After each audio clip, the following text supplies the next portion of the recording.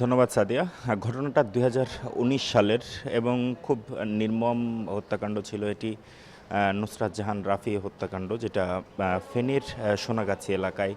তিনি মাদ্রাসা শিক্ষার্থী ছিলেন এবং ২০১৯ সালের ২৭ মার্চ তিনি কিন্তু মাদ্রাসার অধ্যক্ষর বিরুদ্ধে যৌন হয়রানির একটি অভিযোগ এনেছিলেন এবং পরদিনই পুলিশ তাকে গ্রেপ্তারও করে এবং তারপরে সেই শিক্ষার্থী নুসরাত জাহান রাফি তিনি কিন্তু পরীক্ষা দিতে যান ৬ এপ্রিল এবং সেই দিনই তাকে মাদ্রাসার ছাদে কেরোসিন ঢেলে আগুন দেওয়া হয় এবং পরবর্তীতে তাকে ঢাকা মেডিকেলের বার্ন ইনস্টিটিউটে ভর্তি করা হয় এবং চিকিৎসাধীন অবস্থায় ৯ এপ্রিল রাতে আনুমানিক ১২টার পর, যেটাকে ১০ এপ্রিলও ধরা হয়, তো সেক্ষেত্রে ১০ এপ্রিল কিন্তু তিনি মৃত্যুবরণ করেন এবং সেখানে আসামি করা হয়েছিল বেশ কয়েকজনকে এবং ১৬ জনকে মৃত্যুদণ্ড দিয়ে রায় দিয়েছিল ফেনীর যে নারী ও শিশু নির্যাতন দমন আইন ট্রাইব্যুনাল। যে রায়টি দিয়েছিল সে ১৬ জনকে ফাঁসির রায় দেওয়া হয়েছিল এবং পরবর্তীতে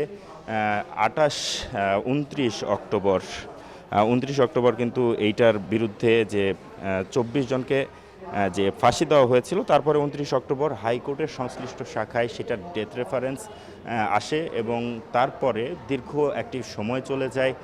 বিচারিক প্রক্রিয়া একেবারে স্থবির, কোনো অগ্রগতি ছিল না এবং পরবর্তীতে দেশে বিভিন্ন রকম নারী ও শিশু নির্যাতনের বিভিন্ন ঘটনা ঘটে এবং তার প্রেক্ষিতে সরকারের উদ্যোগ এবং প্রধান বিচারপতির একটি বিশেষ বেঞ্চ গঠন, তারপরে কিন্তু শুরু হয় এই আলোচিত এই নুসরাত জাহান রাফির হত্যাকাণ্ডের বিচার, যেটি শুরু হয়েছিল গত মাসের ২৮ তারিখ এবং শেষ হয়েছে এই মাসের ২০ তারিখ এবং আজকে রায় ঘোষণা হবে। ১০:৩০ নাগাদ রায় ঘোষণা শুরু করবেন বিচারপতিরা এবং পরবর্তীতে হয়তো কি তারা বিচারিক কার্যক্রমে কি রায় ঘোষণা করছেন সে বিষয়টি জানাতে পারবো। সাদিয়া। হাসান, ধন্যবাদ আপনাকে।